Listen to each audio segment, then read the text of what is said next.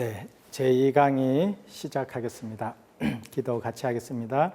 성부와 성자와 성령의 이름으로 아멘. 좋으신 주님, 오늘 이 시간 저희 삶의 모든 문제들 주님 비단에서 나눔을 하고자 합니다. 이 시간 주님 함께 해주시고 부족한 제 강의지만 신자들에게 삶의 지혜를 얻는 그런 시간이 될 수 있도록 도와주십시오. 우리 주 예수 그리스도를 통하여 비나이다. 아멘. 성부와 성자와 성령의 이름으로 아멘. 네, 안녕하세요. 네, 반갑습니다. 지난 시간 이제 성체, 성사, 현존에 대해서 말씀드렸죠. 우리 성체, 성사는 모든 우리 교회 생활의 원천이고 정점이다. 그래서 교회의 모든 영성의 토대이고 또 영성이 지향하는 최종 지향점이다라는 말씀을 드렸어요. 그래서 오늘 강의는 좀 더 구체적으로 삶의 문제로 깊숙하게 좀 들어가려고 해요. 오늘 제 강의를 들으면은 어떤 일이 일어날까요? 아무 일도 안 해요. 여러분들의 삶의 문제가 확 풀어질 수도 있습니다. 또 제 양반이 무슨 얘기를 하려고 그러나라고 생각할 수 있겠는데, 그래 오늘 제가 이제 그 본당에 있을 때 어느 고3 아이가, 고3 여자아이가 이렇게 저녁 미사를 마쳤는데요. 와서 뭐라고 하냐면, 시모님 저 가출할 거예요. 이러는 거예요. 씩씩거리면서 와서.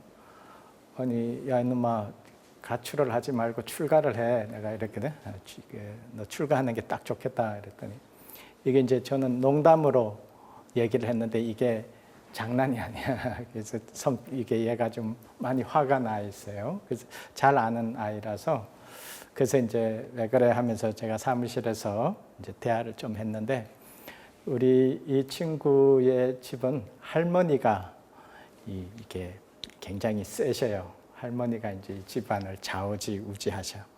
할머니가 경제권을 다 가지고 있고, 할머니가 안방을 자재 갖고 살고 계시고, 그래서 이제 용돈도 이제 손녀들 이제 용돈도 그분이 이렇게 주셔요. 그러다 보니까 그 집안에 그 같이 사니까 고부간에 갈등이 있을까요, 없을까요? 고부간에 갈등이 있겠죠. 그래서 이제 그날도 할머니하고 자기 이제 여동생하고 해갖고 이제 할머니하고 이게 엄마하고 대판 싸움이 붙었어요. 그러다가 이제 할머니가 워낙 세니까 다 쫓아내버린 거야. 그래서 와서 이제 화가 나갖고 이 아이가 이제 저한테 이제 이 상담을 원했던 것이죠. 이 아이가 그렇게 왔을 때 어떻게 대답을 해줘야 됩니까? 이 가출을 하겠다고 왔는데 이거 어떻게 해줘야 돼요? 이런 뭐 그 집안의 문제뿐만 아니라 사실은 이렇게 또 그런 집들이 많죠. 고부간의 갈등 때문에 자녀들, 뭐 이게 보편적인 이야기입니다. 특별한 이야기라고 할 수가 없고 이런 얘기 있죠, 그죠? 이런 문제들을 어떻게 해결할 것인가?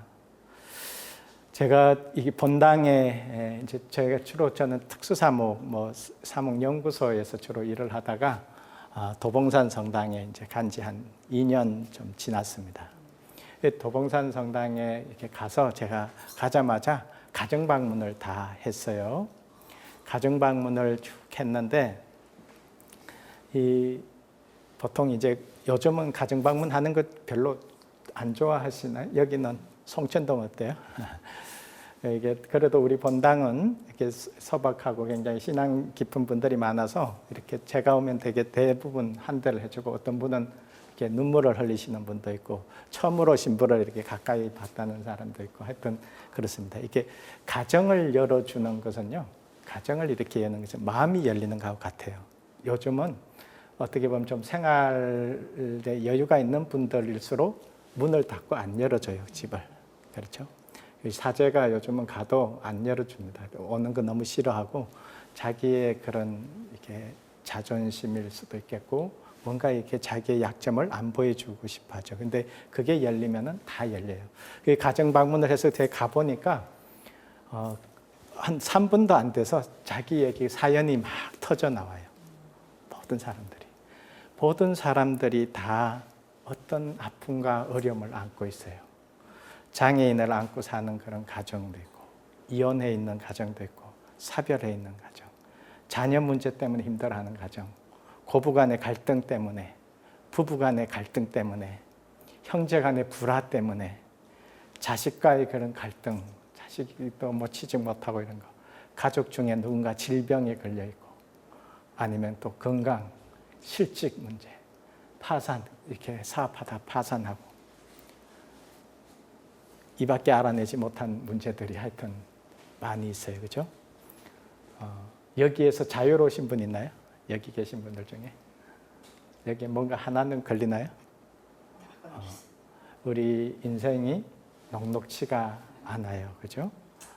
우리 인간이 생로병사의 이 질곡 속에 살아야 하기 때문에, 이제 좀 살만하다 이렇게 생각하면은 또 뭔가가 이렇게 다가오고, 이게 우리 인생인 것 같아요. 그래서 이 인생을 어떻게 해야 할 것인가, 이 질문을 하게 됩니다. 그러니까 이 지금 자기가 처한 환경이라는 것이 다 자기가 살아내야 할 환경이 있는 거예요. 그 안에 어떤 자기만의 십자가들이, 크고 작은 십자가들이 자기 안고 살아요. 아까 그 고3 학생을 제가 이제 한 기준으로 해서 제가 강의를 풀어갈 텐데, 이 고3 학생의 이야기를 어떻게 풀어갈 수 있을까요? 이 이론에 대해서 그 로버트 딜처라는 사람이 있어요. 그분이 뉴로로지컬 레벨이라는, 그러니까 번역을 하면은 뭐 신경학적 레벨이라고 뜰 수 있어요. 인간의 의식의 레벨이라고도 할 수가 있습니다. 이 인간의 의식의 레벨이 있는데, 이 제일 밑에 레벨이 환경 레벨이에요. 환경. 글씨를 잘 써드려야 되는데, 환경 레벨. 이게 이 제일 밑에 우리가 인간이 처해 있는 삶의 그 환경이죠. 내가 만나는 것, 보는 것, 내가 그 시간 함께 지금 한 시대에 같이 살아야 할 사람, 이 사람과 함께 내가 처한 환경이 있어요. environment, 환경이 있어요. 장소와 시간 안에 우리가 갇혀서 살아야 때문에 내가 살아내야 할 환경이 있어요. 두 번째 레벨이 뭐가 있냐면은, 이 환경 속에서 내가 하는 행동 레벨이 있어요. 행동 레벨이 있어요. behaviors, 그러니까 이 레벨이 있어요. 내가 환경 안에서 무엇을 할 것인가, 어떻게 응답하고 살고 있는가 하는 내 삶의 행동 양식이 행동 레벨이에요. 세 번째가 능력 레벨입니다. 능력 레벨이에요. capability죠. 영어에서는. 이것은 내가 가지고 있는 능력, 힘, 재능, 어떤 자원, 스펙일 수도 있겠죠. 이런 능력 레벨이 있습니다. 그 다음에 위의 레벨이 뭐냐 하면은 신념과 가치관 레벨이 있어요. 신념과 가치관 레벨이 있습니다. 그 다음에 위가 뭐냐면은 정체성의 레벨이 있어요. 정체성과 사명이 있습니다.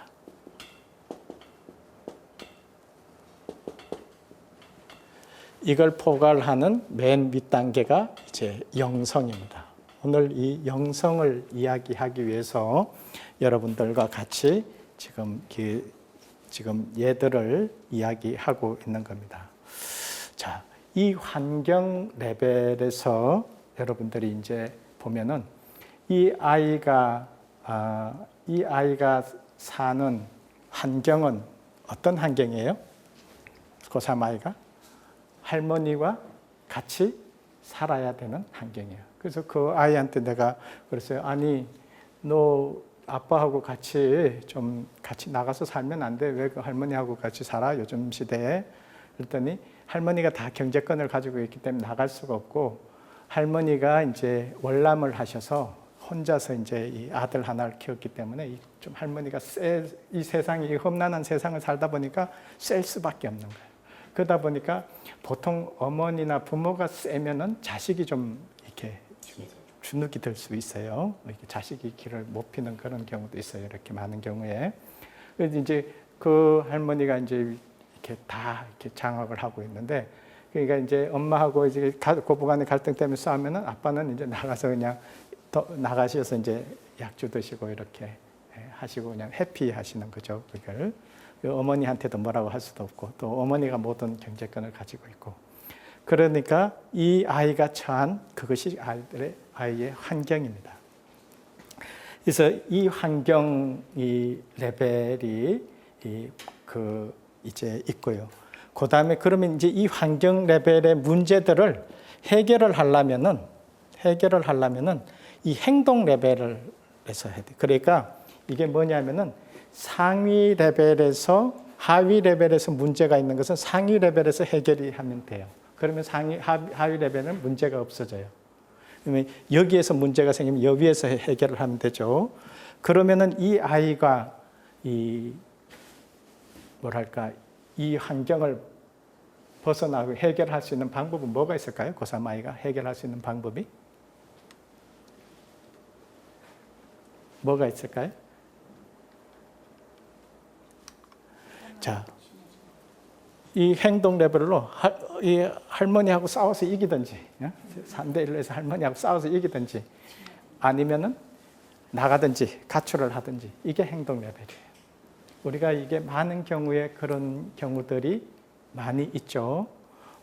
여러분들이 이 가정 안에 어려움 있잖아. 이게 배우자하고 같이 살 때 배우자가 아파.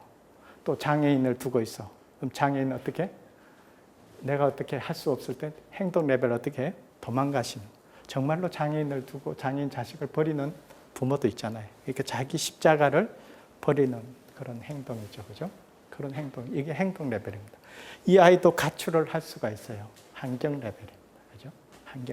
자기 환경을 벗을 수 있어. 자, 근데 이 아이가 그게 가능합니까? 안 가능해? 불가능하잖아요. 그죠? 이 불가능하네. 그러면은 어디 있어요? 이 아이가 능력이 있으면 돼요. 어떤 능력이 있으면 될까요? 자기가 돈을 벌어서, 그래, 아빠, 저기 할머니 있다가 안 보고 내가 데리고 나가서 내가 돈 벌 거야 하면서 살아나간대요. 이게 능력 레벨입니다.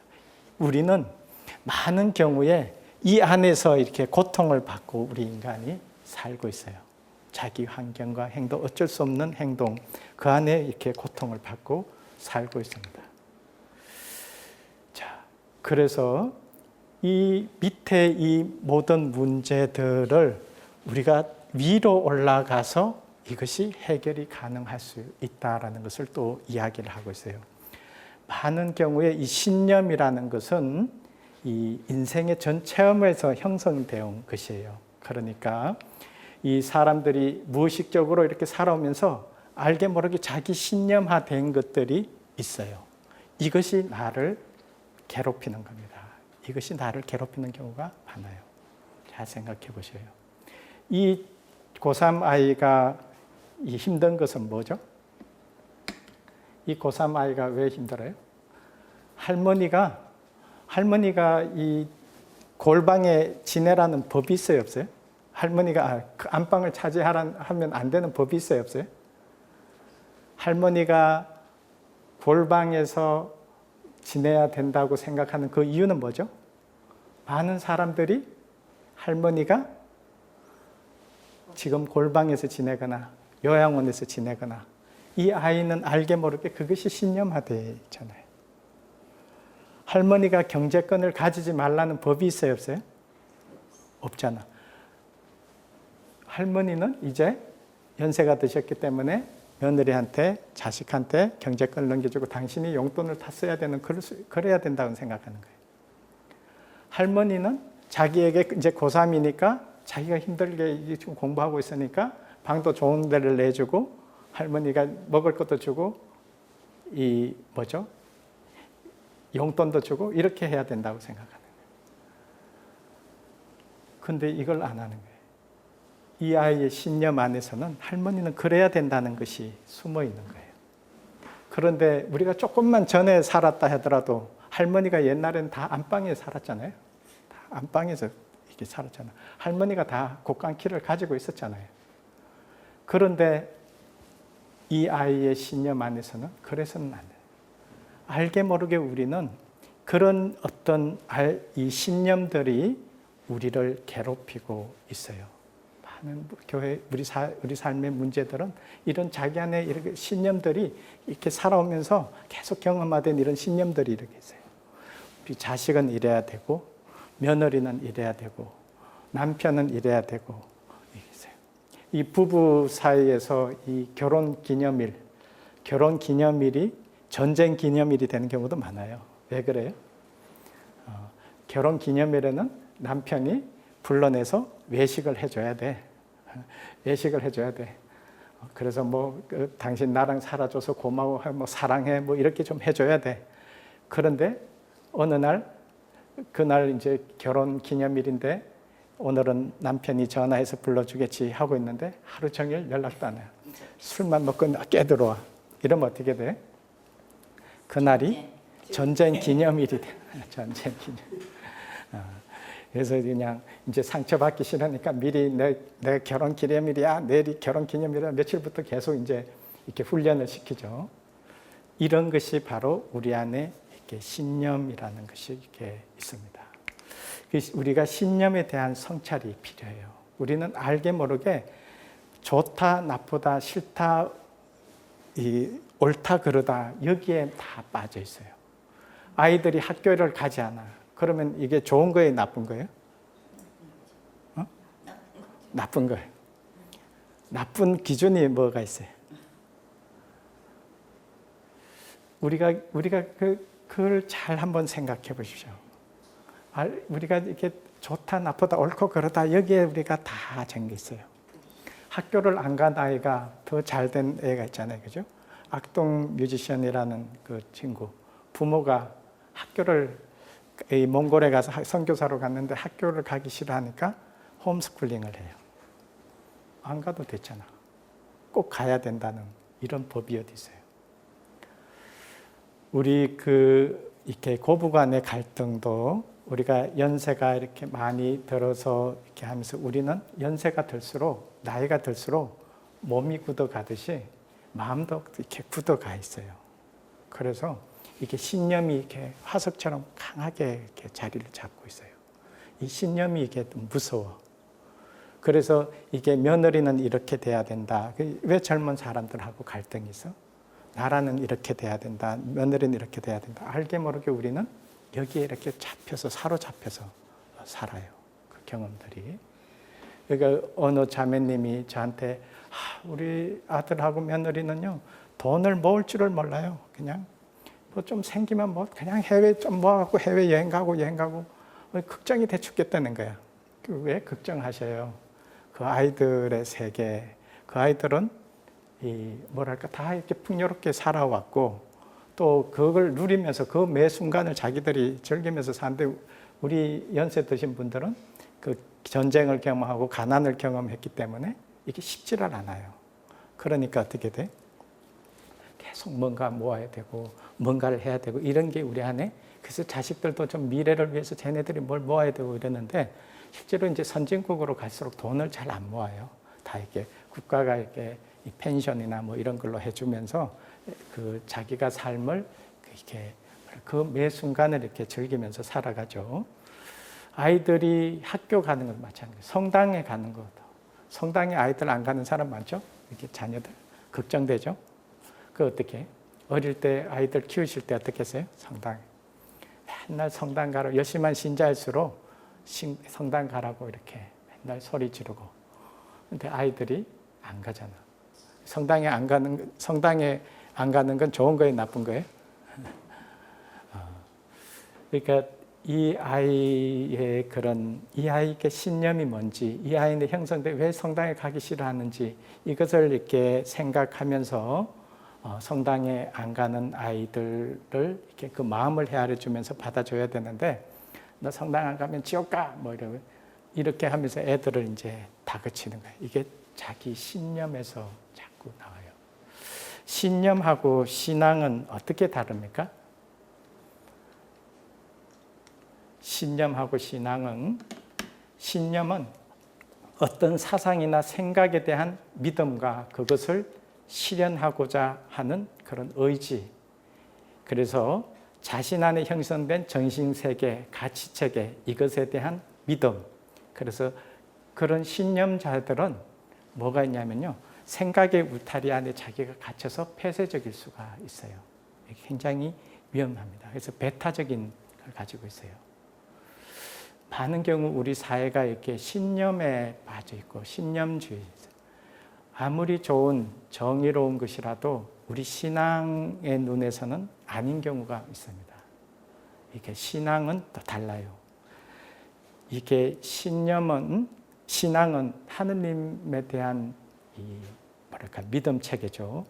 믿는 대상의 본질을 따르는 거예요.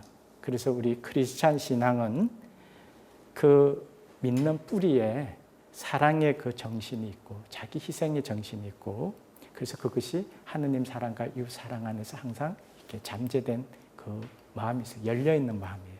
그래서 하느님 뜻을 항상 물으면서 거기에 응답하는 것이 신앙이에요. 이 신념은 달라요. 신념은 자기의 생각을 믿는 것이잖아요. 자기 생각과 가치를 믿는 것이잖아요. 그래서 배타적이거나 정의의 이름으로 폭력이 일어나기도 하고 분노, 미움, 분쟁이 일어나요. 우리는 신앙을 이렇게 신념으로 사는 그런 경우가 많아요. 자식들에게도 그렇고 이래야 돼, 저래야 돼, 이런 걸로 우리가 살아가는 그런 경우가 굉장히 많습니다.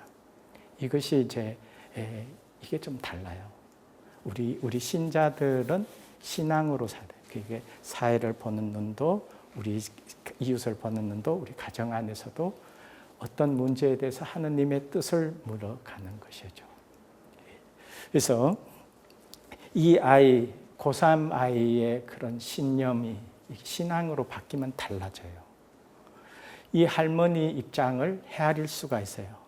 그 할머니 같은 경우에는 보십시오. 아들 하나를 그냥 혼자서 키워내야 돼. 이 아들이 잘못될까 그냥 드세게 장사를 하면서 당신이 경제적으로 이렇게 모아놨어. 그런데 아들이 당신이 잘못했다는 생각보다는 아들이 아들이 주눅들고 아들이 길을 못 쓰니까 이 며느리하고 이 손녀들하고 사는데, 당신이 이 아들을 보호하기 위해서도 당신이 이 경제권을 가지고 있어야 되는 거예요.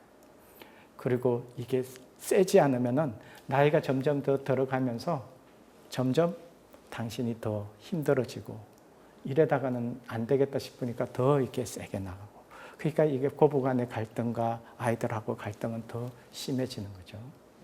이걸 푸는 열쇠는 누가 있겠어요? 그 상담을 해온 그 아이가 풀어간 열쇠죠. 이 할머니 마음을 한 번이라도 헤아려 줘봤느냐, 그죠? 할머니 마음. 넌 네가 생각하는 그 생각, 신념, 그 안에만 이렇게 갇혀서 살고 있잖아요. 그냥 할머니는 이래야 돼 하는 것에 갇혀서 우리가 꼼짝을 못 하고 있는 거예요. 할머니가 왜 그렇게 이렇게 강해질 수밖에 없었는지, 할머니가 왜 이렇게 경제권을 가질 수밖에 없었는지, 할머니의 외로움을, 할머니의 그런 할머니만의 같은 고충을 이 누군가가 헤아려 줘야 되잖아요. 할머니 치고 이 손녀가 안 귀여운 사람이 어디 있어? 그런데도 이 손녀의 입장에서는 어떻게 돼요? 계속해서 이 할머니에 대한 그 원망만 가지고 이렇게 사는 거예요. 너 한 번이라도 할머니한테 이렇게 좀 살갑게 주물러 줘본 적 있어? 할머니 생신이라고 선물이라도 해본 적이 있어? 할머니 사랑한다고 얘기해 본 적 있어? 한 번도 없어. 그러니까 더 이렇게 배타적으로 이렇게 가는 것이죠. 우리 인생에서는 이 답이 있는 것이 아니에요. 우리 인생에 답이 있나요, 없나요? 답이 없어요. 우리 인생은. 우리 인생은 좋은지 나쁜지 누가 알아? 좋은 게 나쁜 게, 우리는 아까 좋다 나쁘다 이러잖아요. 학교를 안 가. 취직시험이 어떤 아들이 계속 떨어져. 그 좋은 거예요, 나쁜 거예요? 나쁘지. 그런데 이런 얘기가 있어요. 어떤 친구가 취직시험 계속 떨어져. 이제 돈도 다 떨어졌는데. 그러니까 나중에는 이제 자기 용돈을 가지고 시험이 안 되니까 자기 용돈을 가지고 어떻게 하냐면은 과일을 이만큼 사요. 그래서 소매집상에다 팔았어. 그때 2배로 남았어. 그 돈을 가지고 다시 또 더 많은 과일을 사갖고 또 소매상에 팔았어. 2배로 남았어. 점점 커졌어요. 그래서 나중에는 중소기업 사장이 됐어요. 그러면 시험이 떨어진 게 좋은 거예요? 나쁜 거예요? 그러니까 우리 인생에 좋다 나쁘다 답은 우리는 너무나 바로 눈앞에 있는 것 앞에서 우리는 결판을 내요. 아이들이 학교를 안 가. 그러면은 이 아이가 왜 안 가는지에 대해서 그 마음을 헤아리기보다는 가야 된다는 그 신념에 빠져 있는 경우가 많아요. 이거는 신앙이 아니에요. 우리 안에 이게 갇혀 있고 폐쇄적이고 이렇게 닫혀 있어서 나를 괴롭히는 게 너무나 많습니다. 이게 심해지면 이 이데올로기가 되고 아주 이게 강해지면은 굉장히 그 소통이 되지 않는 그런 아주 그 옹고집센 노인네로 변화될 수가 있어요. 우리 사회에 그런 문제들도 많이죠. 그래서 이 신념과 이 가치관 레벨 여기에서 우리는 해결을 해야 돼요. 여러분들 그 세상만사 뭐라고 그래요? 세옹지마. 세옹지마 뭔 얘기인지 아시죠? 세옹지마가 뭐예요? 어느 국경에 살던 노인네가 말이 한 필 있었는데 말이 국경 넘어가 버렸어. 그러니까 사람들이 아니 그 얼마나 힘드십니까? 이게 말 한 필 있는 그거 잃어버려서 어떡합니까? 이랬는데 그 말이 국경 넘어갔다가 장가를 가갖고 이 새끼들까지 데리고 같이 와서 그러면 어떻게 돼? 이렇게 좋은 거잖아. 근데 그 노인은 별로 좋아하질 않아. 이게 오히려 더 나쁜 일이 있으면 어떡합니까? 그땐 정말로 아들이 그 말을 타다가 다리를 부러뜨렸어. 다리를 부러뜨리니까 사람들이 와서 또 아이고 하나밖에 없는 아들 다리를 부러뜨려 다쳐서 어떻게 안 됐습니다라고 하니까 뭐라 그래요? 아니 이걸로 더 좋은 일이 있을지 뭐 누가 합니까? 그런데 실제로 어떤 일이 일어나요? 전쟁이 나서 마을에 결국은 어떻게 돼? 그 아들은 징집을 안 당해서 살게 된 거예요. 이것이 바로 우리 인생에 정답이 없어요. 그래서 우리가 자녀들을 키우고 이럴 때 자기 신념에 갇혀서 키우면은 그렇게 좋은 그 가치를 안 씁니다. 제가 뭔가 이 바이올린 하는 이게 딸이 있으세요. 바이올린 하는 이게 외동 딸이고 이 하나밖에 없고 엄마가 이 음악가가 되고 싶었던 꿈이 있어갖고 이 딸 하나는 내가 최고의 음악가를 키우겠다 해서 어릴 때부터 최고의 그 선생을 붙여서 최고의 대학을 보냈어. 그리고 이제 남편까지도 최고의 남편을 이렇게 해갖고 이제 결혼까지 엄마가 다 이렇게 주선해서 시켰어. 그럼 좋은 거잖아. 그런데 그 남편이 교통사고로 죽게 돼요. 그 친구는 그 쇼크가 자기 혼자 아무것도 할 수 없는 그런 사람이 돼요. 그러니까 우리는 이 환경과 이 행동, 여기 안에서 하는 문제를 풀려고 하면서 여기서 뭔가 이렇게 고통스럽게 살아가는 사람이 대부분이고, 그리고 이 신념의 가치관에 갇혀서 여기에서 이 밑에 문제를 풀어가지 못하는 사람들이 너무나 많습니다. 그래서 이렇게 본당에서도 그런 거죠. 이렇게 본당 신부로 이렇게 살다 보면은 그런 게 있잖아요. 저도 이제 뭐 은경축이고 영명축이고 뭐 이런 이 명절이 되면은 뭐 사목위원들이 이렇게 사각의 짝이라도 하나 보내야 돼. 그러면 어떻게 돼요? 안 보내면은 아니 이게 보내게 돼 있는데 안 오는 거야. 괜히 화가 나, 심술이 나. 이거는 다 여기 이제 행동 안에, 자기 알게 모르게 자기 왜곡된 신념 안에 이렇게 갇혀 있었어요. 그래요. 그런데 우리가 이 왜곡된 신념, 아까 말했죠? 위의 레벨에서 우리는 모든 것을 풀어갈 수 있다라고 했어요. 그러니까 신념과 가치관 레벨은 우리의 정체성과 사명으로 돌아가면 또 다시 이게 나의 신념에 왜곡된 그 모든 것이 이해하기 시작돼요. 그러니까 이 사제의 정체성, 이 사명으로 들어가면은 이 밑에 문제들이 아무 문제가 없어져요. 우리 신자들이 우리 본당의 신자들이 어떻다 저떻다, 우리 본당의 환경은 어떻다, 이 모든 것은요, 이 정체성과 사명에 있어가면은 이 모든 것은 아무 문제가 없어져요. 여러분들의 이 집안의 문제들도 알고 보면은 여기에서 다 해결이 돼요. 정체성과 사명에서. 한번 잘 볼까요? 이 사제의, 아까 제가 강의할 때 말씀드렸듯이 사제의 그 고향은 어디죠? 사제가 탄생한 곳은 성체성사잖아. 성체성사는 뭐 하는 거예요? 발을 닦아주는 거야. 발 닦아주는 거야. 실천은. 우리 신자. 그러면은 명절이 되면은 오히려 은경축이고 이러면은 오히려 신자들에게 사각의 짝을 메고 이걸 누굴 갖다 줄까, 어떤 가난한 일을 갖다 줄까 이렇게 고민하면은 이 밑에 문제가 해결이 돼야 안 돼요. 맨날 나한테 왜 안 가져오는 거야? 왜 이게 자기 중심으로 자기 신념 안에서 괴롭고, 아내로서 남편으로서 모든 것은 이 신념과 가치관, 왜곡된 신념과 가치관이 내 안에 여러 가지가 이렇게 나를 괴롭히는 거예요. 이것을 바로 자기의 정체성과 사명에 머무르는 거죠. 이것이 바로 기도입니다. 이렇게 기도라고 하면은 많은 경우에 뭔가 이렇게 해달라고만 이렇게 많이 기도를 해요. 물론 주님께 우리가 좀 우리의 고통, 아픔을 좀 없애달라고 기도할 수는 있어요.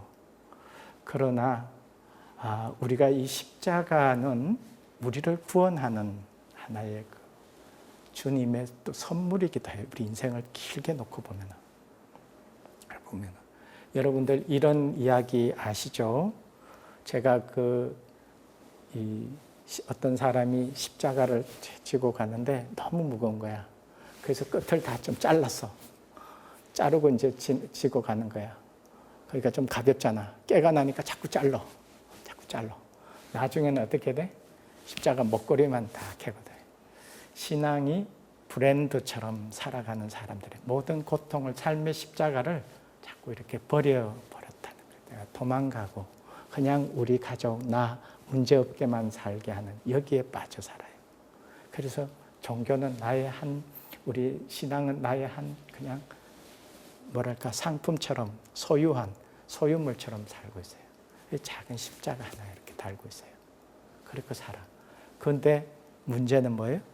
죽음의 골짜기를 건너서 주님께로 건너가야 되는데, 자기 인생의 십자가를 지고 건너간 사람은 그것을 십자가를 놓고 다 이렇게 주님께로 건너가요. 이게 구원의 십자가입니다. 그런데 그것을 버린 사람들, 이런 사람들은 결국은 마지막에 어떻게 되겠어요? 우리 인생에 그래서 좋은지 나쁜지 누가 아는가라는 이 루시아 씨 책의 제목이기도 해요. 그러니까 이 모든 것이 좋게 되게 하려면 어떻게 해야 되느냐? 우리가 영성을 살아가는 거예요.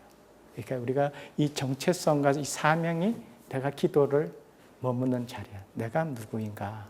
내가 who am I? 내가 누구야? 내가 어떤 사람인가? 하고 이렇게 살아가는 거예요. 실제로 전 인생을 이렇게 돌아보면은 저는 이렇게 어린아이에서부터 노인까지, 장애인에서부터 사회에서 이렇게 뭔가 이렇게 한가닥 한다고 소위 말하는 사회적으로 좀 알려진 사람까지 다 이렇게 만나고 대화를 해보잖아요. 인생의 좋고 나쁨, 인생의 이렇게 이 아름다움은 마지막에 이렇게 결판이 나는 것 같아요. 인생의 마지막에. 그러니까 우리가 영성을 살아가는 이유도 바로 여기서 이제 곧 영성에 대해서 얘기하는데, 우리가 이 삶에 있어서 이렇게 장애인들, 제가 이렇게 우리 장애인 모임을 하면서 보는데, 장애인들 중에 정말 평생 이렇게 중복 장애를 안고 그 아이를 낳고 나서 인생이 어떻게 돼요? 완전히 그분의 인생은 그냥 끝이잖아. 이제는 더 이상 자기 개인의 삶이 없어요. 우리 그 바르나바 이제 한 몇 해 전에 선종을 했는데, 그 엄마를 보면서 저는 그걸 많이 느껴요. 그 매번 한 달에 한 번씩 모임하는데 그 엄마는 혼자서 이렇게 안고 있어요. 저는 5분도 못 안고 있어요. 중복 아들이 이제 크니까 막 30, 40 되니까. 그런데도 이렇게 안고 이렇게 있어요. 성모님 같아서 늘. 그 아이를 낳고 나서는 평생을 40년, 44살, 5살에 이렇게 선종을 했는데 45년을 먹이고 입히고 이 뒤처리 해주면서 이렇게 살았어요. 그 사람들이 뭐라고 얘기하냐면은, 아유, 저 애물단질하고 어떻게 사시느라고 이렇게 힘들어서 어떻게 사냐고 이렇게 얘기를 한대요. 근데 그분이 복음 나누기를 하면서 하는 말이, 사람들이 왜 우리 아들을 보고 애물단지라고 하는지 잘 모르겠다고 그래요. 이 아이가 주는 은총이 얼마나 큰데 사람들은 그걸 모른대. 사람들 그걸 모른대. 그 아이하고 성당에를 늘 이렇게 특수 이제 휠체어를 가지고 가요. 그런데 그 친구가 하루는 이렇게 감기가 심하고 병이 심해서 못 데리고 이제 혼자 성당에 갔는데 예수님이 없는 것 같더래요. 예수님. 그러니까 이미 그분은 자기 삶의 십자가 안에서, 현실 안에서 구원을 받은 거예요. 이미 자기 십자가를 있는 그대로 다 받은 거예요. 우리가 이 좋은지 나쁜지 누가 아는가? 이게 우리는 그 앞에서 좋은 것만을 계속 추구하고 그것만을 기도하면서 살아요. 그런데 우리가 그렇게 다 좋을 수가, 끝까지 좋았으면 좋겠는데 그렇지가 않는 경우가 대부분이에요. 좋은지 나쁜지 아는가는 결국은 마지막 인생에서 이 소명을 어떻게 다했느냐, 자기의 정체성과 소명을 어떻게 다했느냐 하는 여기에서 결판이 나요. 그래서 결국은 이게 영성과 관련이 있어요. 우리가 좋은 것이 되게 하기 위해서는, 좋을 수도 있고 나쁠 수도 있는데 이것이 좋은 것이 될 수 하기 위해서는 영성적인 삶을 사는 것밖에 없어요. 그러니까 눈앞에 있는 것 가지고는 우리가 판단할 게 하나도 없다는 거예요. 자, 영성이란 게 뭐예요? 여러분들 영성이 뭐 같습니까? 이 영성이란 말은 많이 하잖아요, 그죠? 영성. 우리 이제 영성 공부한 신부님들도 많고, 저도 뭐 영성을 공부를 했습니다만은, 영성이 뭐죠? 제가 이제 최근에 논문을 보니까 영성이 너무 어렵게 나와. 이 지금 최고 밑단계잖아요. 우리 영성적인 삶을 사는 거. 그러니까 어떤 하도 영성이 불교에서도 또 모든 또 심리학에서도 영성을 다 이야기해요. 그 영성, 요즘은 또 제가 이렇게 아티클 봤더니 동물 영성까지 나왔어. 동물. 이게 개 영성. 제가 아는 어떤 분이 그 고양이 죽었다고 슬퍼갖고 이렇게 고양이 장례 영정하고 이게 성모상 십자가 찍은 걸 저한테 이렇게 보낸 사람도 있던데, 어쨌든 하여튼 오만 데서 다 영성해요. 제가 이 논문에 보니까 뭐라고 돼 있냐면요, 영성은 하느님과 인격적인 관계를 맺으며 타인과 자연과의 통합적 관계 안에서 창발되고 구체화되며 성령의 인도에 따라 자기 안에 하느님의 형상을 회복하고 타인과 자연 및 전 우주의 질서 회복을 위한 사랑의 계명을 실천하면서 그리스도를 닮고 따르면서 하느님의 신성과 본질에 참여하는 것. 이 책은 논문에 골라보죠. 이게 이게 논문이니까 이렇게 뭔가 어렵게 해야지 좀 뭐가 있어 보이겠죠. 예, 그런데 영성은 우리는 크리스찬 영성이잖아요. 예수 그리스도와 정체성, 아까 얘기했죠. 정체성과 사명, 있어요. 자, 이 정체성과 사명에 예수님과의 커뮤니타스 관계 속에서, 친교 관계 속에서 나의 정체성이 드러나고, 나의 정체성은 나의 사명을 통해서 실현이 돼요. 그리고 이 사명은 예수 그리스도, 나의 사명을 통해서 트랜스포메이션, 예수님처럼 변화돼 가는 것. 이 다이나믹이 영성입니다. 이것이 영성이에요. 이 안에 이제 성령의 이끄심이 있죠. 우리 크리스찬의 영성은 이 관계 안에 살아가는 거예요. 그러니까 영성은 조금 어렵나요? 그러니까 나의 정체성은 뭐예요? 예수님과의 관계 안에서 나는 예수님의 친구, 예수님의 제자. 이 안에서 나의 사명이 들어요. 예수 그리스도가 나에게 삶 속에서 부여한 내 삶의 소명이 있어요. 이 소명을 살아가면서 우리는 이 다이나믹을 사는 거예요. 여기에 우리는 선물로 받는 게 있어요. 기쁨과 행복이에요. 그래서 신앙생활을 하면서 기뻐야 돼요. 우리 수녀님처럼 이렇게 밝으셔야 돼요. 이게 찌들어 있고 뭔가 이렇게 있으면은 이 관계 안에서 뭔가 이렇게 점검을 해보면 돼요. 내가 신앙생활을 하는데 행복하지 않아. 내 삶이 지금 행복하지를 않아. 여러분들 삶이 고통이 있더라도, 내 안에 어떤 십자가가 있더라도 내가 행복하지 않아. 이러면은 이 관계를 좀 이렇게 들여다볼 필요가 있어요. 이 관계, 정체성과 예수님과의 관계는 이게 기도하는 거죠. 주님과 끊임없이 친교 관계를 갖는 거예요. 우리가 성경을 읽고 묵상을 하고 그리고 성체 조배를 하고, 이 영성, 우리가 말하는 영성은 예수님의 한 측면을 얘기하는 영성이 아니에요. 프란치스코 성인 가난의 영성, 예수님의 가난의 한 측면이잖아요. 꽃이 갈멜이다. 이 영성은 통합적인 예수 그리스도를 온전히 받아들이는 성체성사의 영성이에요. 그러니까 예수님과의 그런 커뮤니타스, 기도 속에서 나의 정체성을 드러내요. 내가 예수님의 제자로서 무엇을 할 것인가, 그리고 그 정체성에 맞는 사명을 실현하는 거예요. 그러니까 이 사명을 통해서 정체성이 드러나고, 사명은 정체성을 실현시키는 역할을 해요. 그러면서 이 관계를 살아가는 거예요. 이럴 때 기쁨이 선물로 우리 삶 안에 주어지는 거예요. 영성적인 삶. 그런데 이게 이제 단절됐어요. 내가 기도 생활을 잘 안 해. 예수님하고 그런 깊은 커뮤니타스가 없으면요. 그러면은 내가 아무리 열심히 다른 사람을 위해서 봉사하고 이래도 이게 기쁨이 없을 수 있어요. 반대로 내 정체성은 수도자인데, 내 정체성은 사제인데, 내가 맨날 가서 이렇게 돈 관리는 하고 돈 버는 데만 그냥 소임을 하고 있어.